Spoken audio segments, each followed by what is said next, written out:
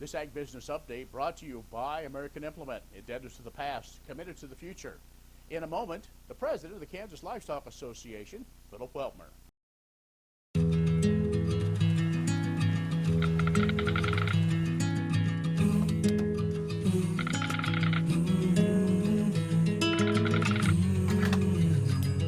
The cost of everything has gone up dramatically over the last 75 years. With one exception: keeping electricity affordable. Wheatland Electric, delivering energy for life, your Touchstone Energy Cooperative.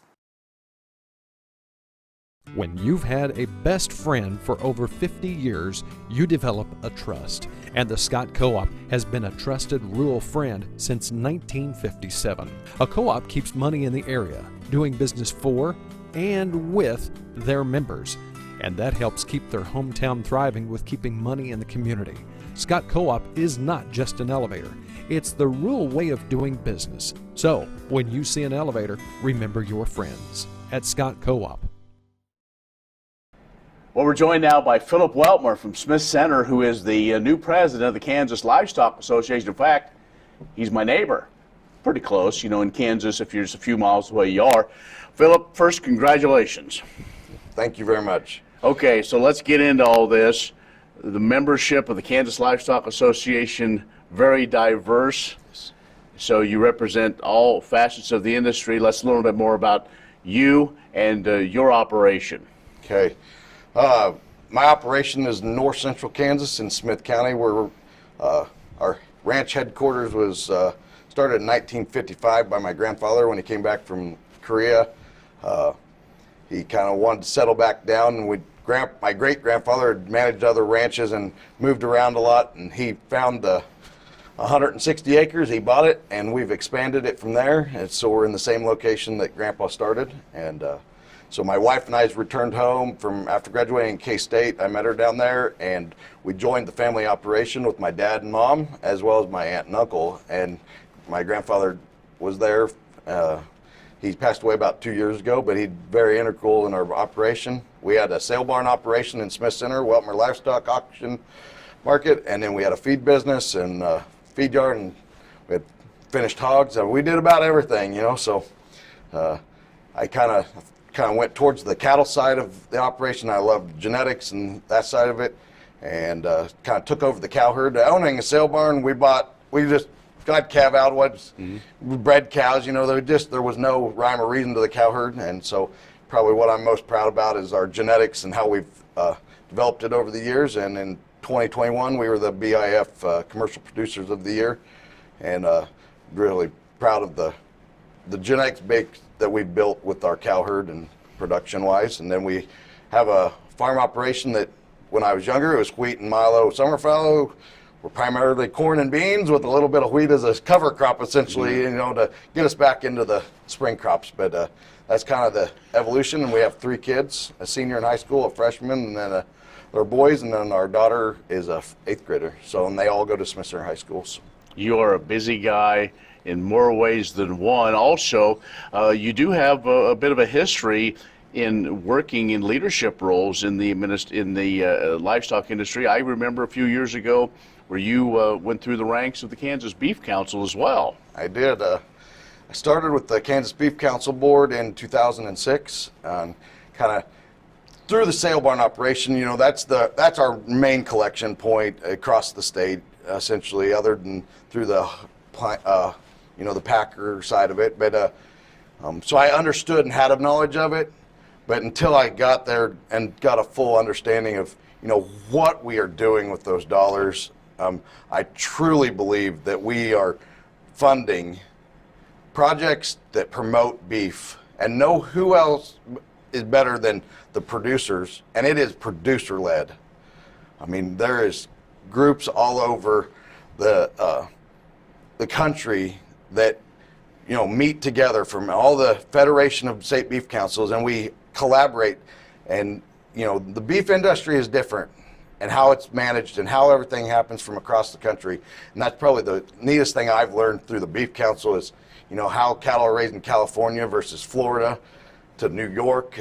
It's diverse, but we are still raising beef. Okay. And it's the most important aspect of what we're doing when on the beef council side of it. So that leadership brought me up through and learning, and now I've kind of slid over into some roles with the KLA side of it. Sure.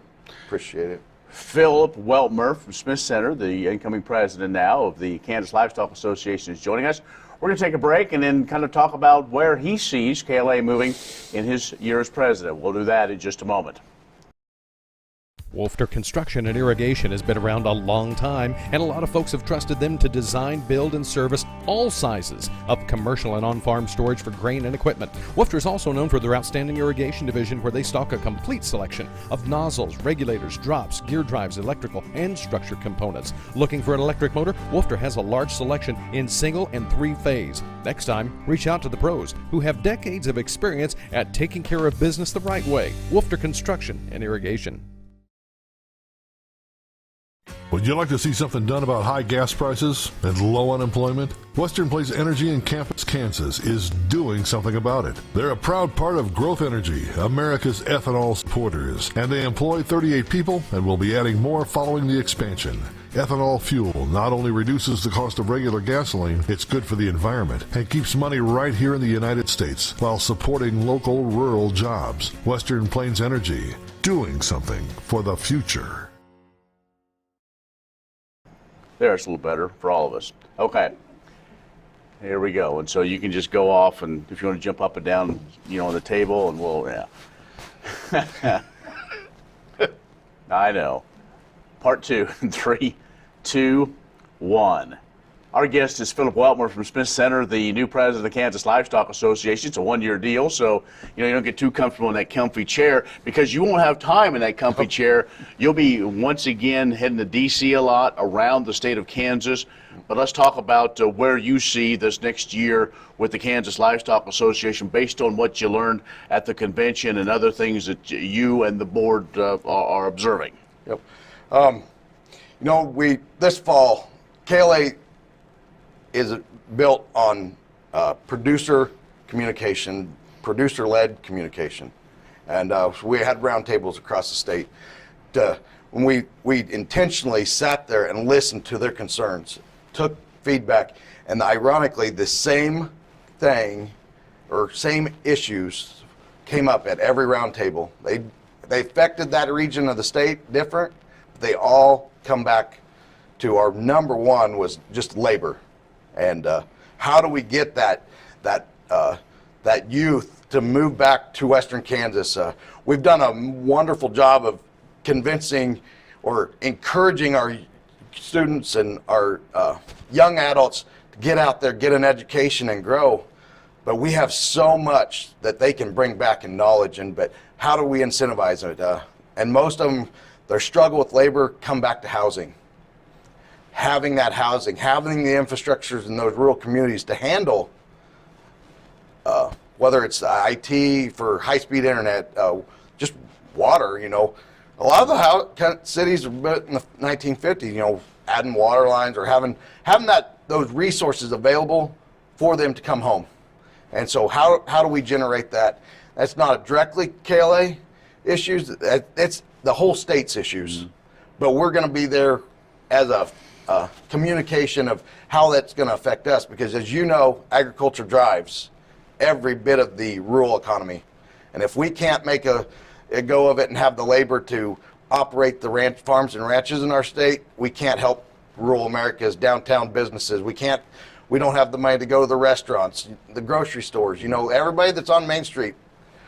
We can't help make sure that they can have a way to, have a life and grow and, just have a great place to raise children and Right. families. Well, agriculture, the driving force of the Kansas economy, and a big part of that is the cattle business, Correct. The beef business, whatever you want to call it.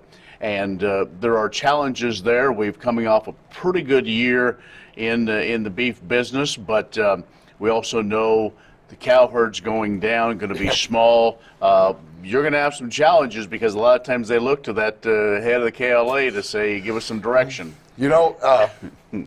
We've ran through some tough times, particularly drought, and that is one thing that as President Kayla, I can't make that change. You know, we can't get it over. But how do we move forward? You know, how do we make sure that the oversight of whether regulations are not overbearing, that we can have that ability to come back, grow the operations? How do we bring those livestock back in the meantime? You know, we've keep liquidating cow herds. I think yesterday Randy Block talked about we are still the feed placement of heifers is at 40%. Historically, we run around 35%. The heifers are still going to town. We're not retaining. Our numbers are dropping, and it's based on the feed. There's a lot of people in eastern Kansas, they rely on pond water. It's not there. You get in western Kansas, I've got wells that are below the sensors. We can't even pump water, you know? So we need that to regenerate our soils, rebuild it. You know, we've had timely rains in areas. You know, western Kansas, you've never seen Garden City so green, you know? And it's a blessing that they got those rains. But every one of them said, oh, if we'd had one more month, it would have been really good, you know? So we still rely on Mother Nature. But we can take care of building that market. But I think the cow-calf guy, I truly believe, is in the driver's seat for the next couple of years. And we've seen record prices. I know we've seen the market fall back here a little bit, but I think we're in a good situation. And I think it's going to be extended because of the amount of heifers that are not being retained right now. We're not in a building process. And I feel we have 2 or 3 more years here where the cow-calf is the driver. They're going to be in demand. Okay. So, all right, Phillip. Well, good luck with this next year. It's going to fly by fast. We talk again, kind of recap of how the year went. You're probably going to say, where did it all go? But you also need a good calf crop as well. And again, congratulations for that and the family and what you've done to build as one of the great reputation producers there in north central Kansas. So we'll talk to you again. thank you very much. Thanks. Phillip Weltmer from Smith Center, the new president of the Kansas Livestock Association. We'll have more coming up in just a moment. Stay with us. S&S Trailer Sales, with 2 locations in Ness City, Kansas, is where everybody goes to buy or rent trailers. They feature the all-new, all-aluminum Mauer grain trailer with all of the electric options, the easy-to-load detached trailers, and a huge stock of header trailers. At the west location, you'll find bumper pulls, goosenecks, and oilfield specialty trailers, along with flat and utility beds for pickups. S&S Trailer Sales in Ness City and on the web, but remember, you do have to spell out the and.